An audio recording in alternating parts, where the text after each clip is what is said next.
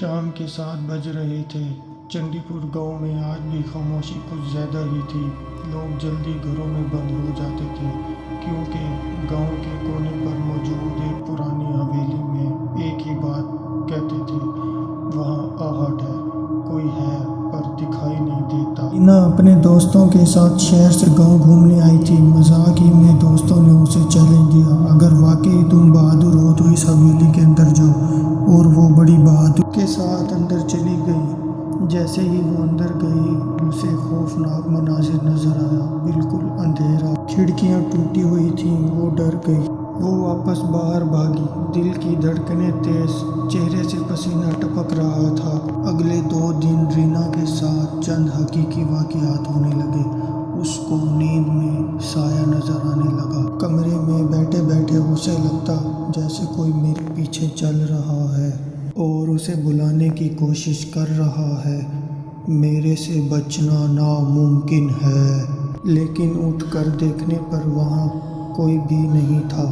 رینا کی دھڑکنیں تیز ہو گئیں، اسے راتوں کو اب نیند نہیں آتی تھی، جیسے کہ وہ ہلکی ہلکی پاگل ہو رہی ہو اور وہ مرنے والی ہو۔ اور اس کے اگلے ہی دن گاؤں کا ایک پروفیسر اس حویلی کے پاس سے گزرا اور اسے وہاں عجیب عجیب آوازیں سنائی دیں۔ اس نے سوچا یہ میرا وہم ہے اور ایسا کچھ بھی نہیں ہو سکتا، اور اگلے ہی دن اس کی حالت عجیب سے عجیب ہوتی گئی۔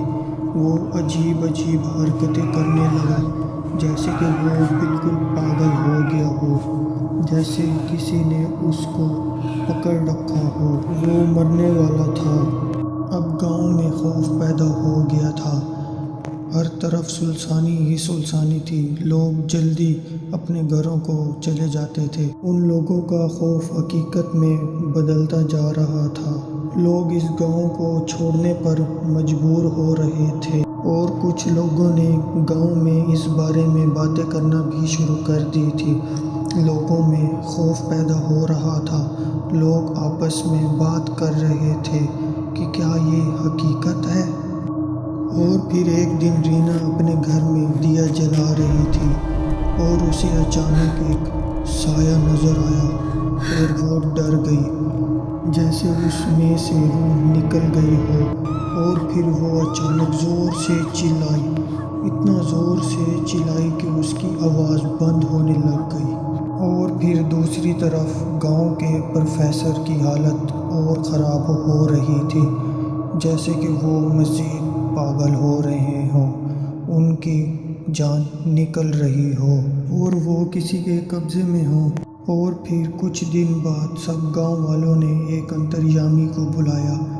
اس نے اپنا منتر پڑھنا شروع کیا، لیکن منتر پڑھتے ہی ایک چین زور سے ہلنے لگی، جس سے وہ انتریامی ڈر گیا اور وہ منتر چھوڑ کر بھاگنے لگا، جیسے کہ کوئی اسے پکڑ رہا ہو اور وہ کسی کے قبضے میں آ رہا ہو، اس کی جان نکل رہی ہو۔ اور پھر سارے گاؤں والے ایک انسپکٹر دیو گن کے پاس گئے، سارے حالات بتائے، لیکن وہ ہنسنے لگا کیونکہ اس کو یقین نہیں تھا ان بھوتوں پر۔ وہ ہنسنے لگا، لیکن پھر بھی وہ گاؤں والوں کے کہنے پر اس حویلی کے اندر گیا، اور حویلی کے اندر جاتے ہی اسے عجیب سا منظر نظر آیا، جیسے کہ یہاں کوئی ہو اور اس کو آواز دے رہا ہو۔ وہ دل ہی دل میں ڈر رہا تھا، اور اچانک اس کے پیچھے ایک خوفناک سایہ آیا، اور جسے وہ دیکھ کر ڈر گیا۔ اس کے منہ سے پسینے آنے لگے، اس کے دل کی دھڑکن تیز ہو گئی، اور پھر اچانک کسی انجان شخص نے اس کے کندھے پر ہاتھ رکھا، لیکن وہ بہت ڈر گیا تھا کیونکہ یہ انجان شخص ایک بھوت تھا جو کہ انسان کی شکل میں نظر آ رہا تھا۔ اور پھر اچانک کسی نے اسے دھکا دیا اور وہ گر گیا، اور اس کے دوسرے ساتھی وہاں سے بھاگ گئے۔ ان کے دل کی دھڑکنیں بھی تیز ہو گئیں، ان کو سمجھ نہیں آ رہا تھا یہاں پر کیا ہو رہا ہے۔ اور پھر سب گاؤں والوں نے مل کر اس حویلی کو جلا دیا۔ وہ حویلی جل کر راکھ ہو گئی اور اس کے اندر رہنے والے لوگ بھی بس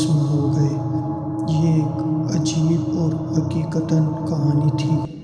امید ہے آپ کو یہ کہانی پسند آئی ہوگی۔ اگر آپ کے ساتھ بھی اس طرح کا کوئی واقعہ ہوا ہے ہمیں کمنٹ سیکشن میں ضرور بتائیں، ہم آپ کی کہانی اپنے چینل پر ضرور دکھائیں۔